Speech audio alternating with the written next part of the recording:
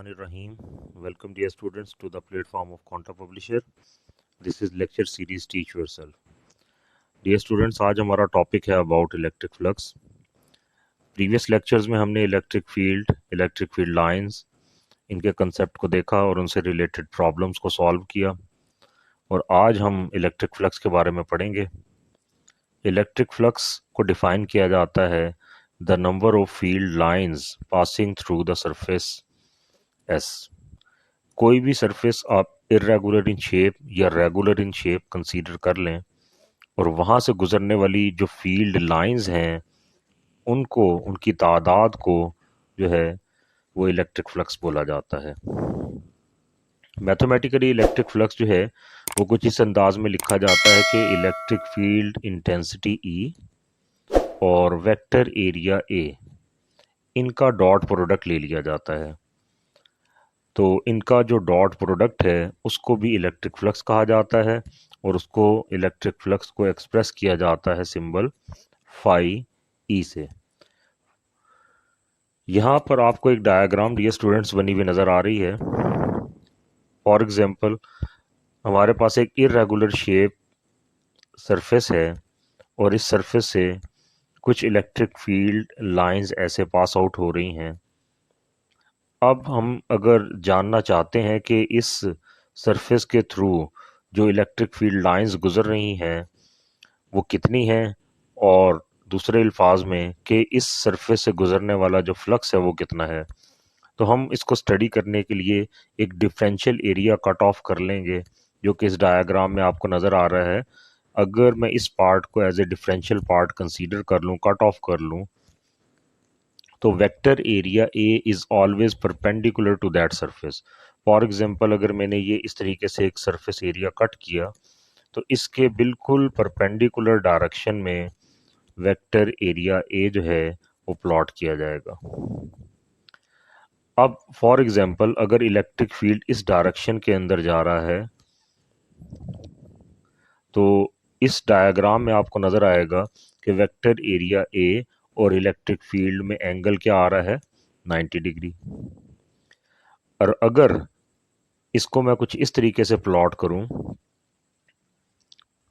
ये देखें कि अगर अगेन वेक्टर एरिया ए इस डायरेक्शन में हो और इलेक्ट्रिक फील्ड कुछ इस डायरेक्शन में हो, अब इन दोनों के इन बिटवीन बनने वाला जो एंगल है उसको हम किस तरह डिनोट करेंगे, थीटा से डिनोट करेंगे. और फिर ये कंडीशन भी तो हो सकती है कि अगर मैं एक वेक्टर एरिया ए इस तरीके से लूं और इलेक्ट्रिक फील्ड भी इसी डायरेक्शन में हो तो these two vectors are parallel to each other. तो अब इसके डिफरेंट जो है वो कंडीशंस बन जाएंगी जो कि यहाँ पर भी आपको लिखी हुई नज़र आ रही होंगी. जो मैंने डेफिनेशन शुरू में आपको कहा कि फ्लक्स जो है वो बराबर किसके होता है, dot product of electric field intensity E and vector area ए. तो अगर हम इनको डॉट प्रोडक्ट को ओपन करें तो इलेक्ट्रिक फील्ड का मैग्नीट्यूड आ जाएगा ई, फिर डी ए का मैग्नीट्यूड आ जाएगा और बाद में जो है वो trigonometric ratio cause of theta attach कर दिया जाएगा. अब इसके दो केसेस यहाँ पर बन गए कि फ्लक्स कब मैक्सिमम होगा और कब मिनिमम होगा. अगर यहाँ पर आप देखें कि फ्लक्स का आंसर अगर ई डॉट ए का ई डी ए के बराबर है उस वक्त जब थीटा जो है वो किसके इक्वल हो, 0 डिग्री के. It means both vectors are parallel to each other.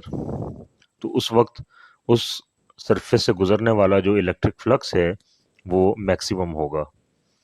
लेकिन वही इलेक्ट्रिक फ्लक्स कब मिनिमम होगा, जब दोनों वेक्टर्स के दरमियान बनने वाला एंगल 90 डिग्री हो, means these two vectors are perpendicular to each other. तब फ्लक्स जो है वो मिनिमम हो जाएगा. अब अगर डियर स्टूडेंट्स आप जानना चाहते हैं कि ये तो मैंने एक डिफरेंशियल एरिया जो है वो कट किया था, अगर टोटल फ्लक्स आपने फाइंड आउट करना है थ्रू दैट होल सरफेस तो आपको क्या करना पड़ेगा, इस पूरे प्रोडक्ट को इंटीग्रेट करना पड़ेगा ओवर दैट सरफेस, जो कि यहाँ आपको लिखकर दिखाया गया है. अगर टोटल फ्लक्स आपने फाइंड आउट करना है तो you have to integrate this product. ये जो प्रोडक्ट आपको नज़र आ रहा है ई डॉट डी ए, इसको आप पूरी सरफेस के ऊपर जो है वो इंटीग्रेट कर दें, तो आप टोटल फ्लक्स मालूम कर लेंगे थ्रू दैट होल सरफेस। इसी तरह डियर स्टूडेंट्स, इलेक्ट्रिक फ्लक्स जो है वो डिपेंड करता है कि सरफेस ने कितने चार्ज को इनक्लोज किया हुआ है। अगर सरफेस के अंदर कोई चार्ज मौजूद नहीं है और चार्ज जो है वो सरफेस से बाहर मौजूद है, तो फिर उस चार्ज का कोई कंट्रीब्यूशन नहीं होगा टुवर्ड्स द इलेक्ट्रिक फ्लक्स। उसकी वजह क्या है, वो वजह इस डायग्राम में आपको नज़र आएगी डियर स्टूडेंट्स।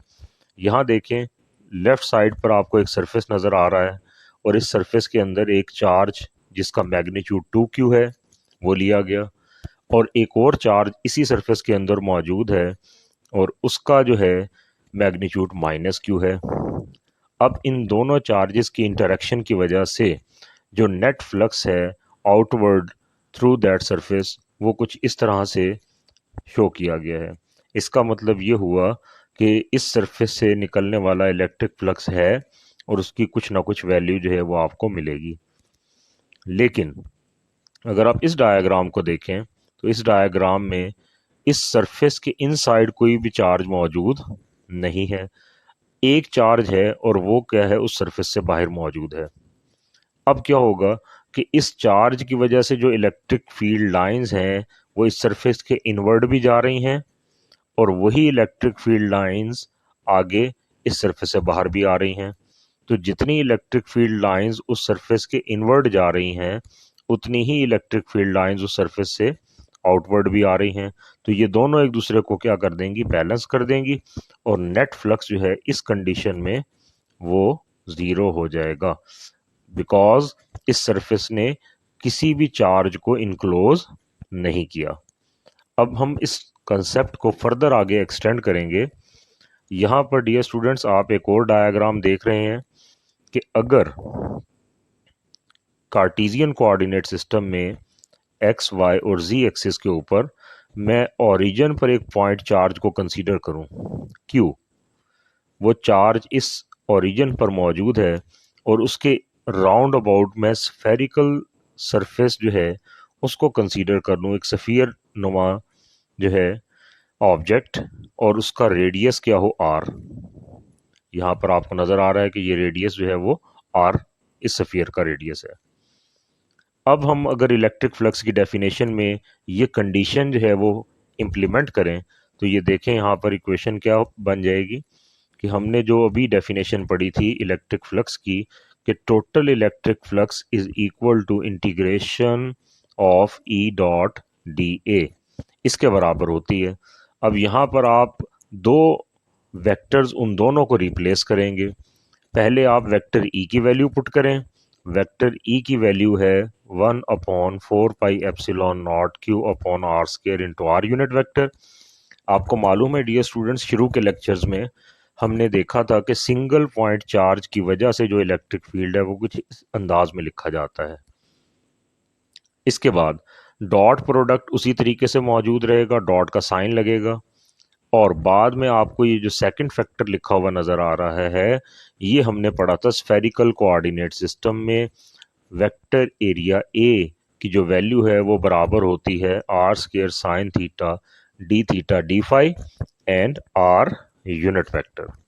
अब अगर हम इस डॉट प्रोडक्ट को सॉल्व करें तो आप इसको अलग अलग इंटीग्रेशन परफॉर्म कर दें और डॉट प्रोडक्ट जो है वो सिमिलर वेक्टर्स के इन बिटवीन परफॉर्म करें।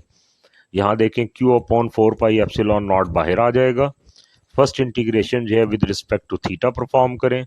थीटा की जो इंटीग्रेशन आप परफॉर्म करेंगे उसकी लिमिट आप लेंगे 0 to पाई, और सेकंड जो है इंटीग्रेशन वो with respect to phi angle perform होगी, इसकी लिमिट आप लेंगे 0 to 2 पाई। और जैसा मैंने कहा कि डॉट प्रोडक्ट लेंगे between the two similar vectors r dot r। अब r डॉट r तो इक्वल टू 1 हो जाएगा और फाई की इंटीग्रेशन जो है वो ये आ जाएगी, और अपर और लोअर लिमिट आप पुट करें 0 to 2 पाई। इसका आंसर किसके बराबर आ जाएगा, 2 पाई के इक्वल आ जाएगा। और ये जो थीटा के रिस्पेक्ट इंटीग्रेशन आपने परफॉर्म करनी थी, साइन थीटा की इंटीग्रेशन क्या आ जाएगी, माइनस कॉस थीटा, और फिर इसी तरीके से आप इसकी लिमिट अप्लाई करें 0 to पाई।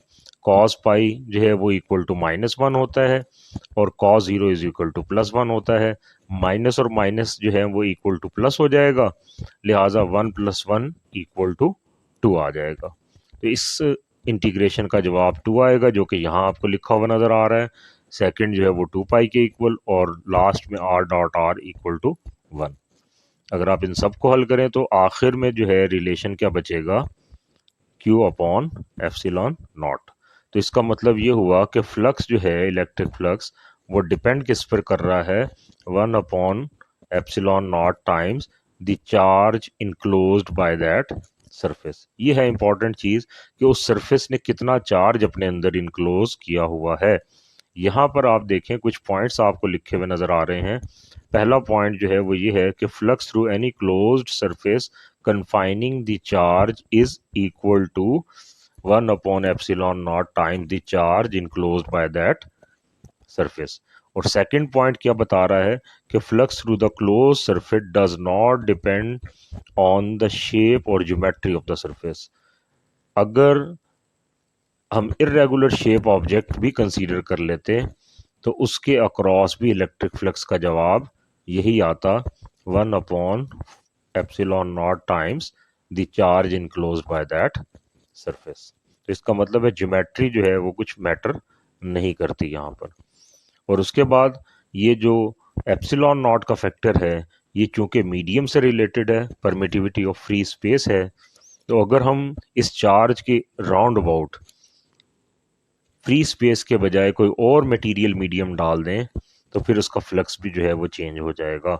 इसलिए फ्लक्स जो है वो डिपेंड करेगा किसके ऊपर, मीडियम के ऊपर, कि उस चार्ज के राउंड अबाउट मीडियम कैसा मौजूद है। अगर तो फ्री स्पेस है तो फिर यहाँ पर एप्सिलॉन नॉट आएगा, अगर फ्री स्पेस नहीं है, कोई और मीडियम फिल कर देते हैं, तो फिर इसके जवाब के ऊपर इफेक्ट आएगा और फ्लक्स का फॉर्मूला जो है वो चेंज हो जाएगा। Thanks for watching, we will meet in the next lecture.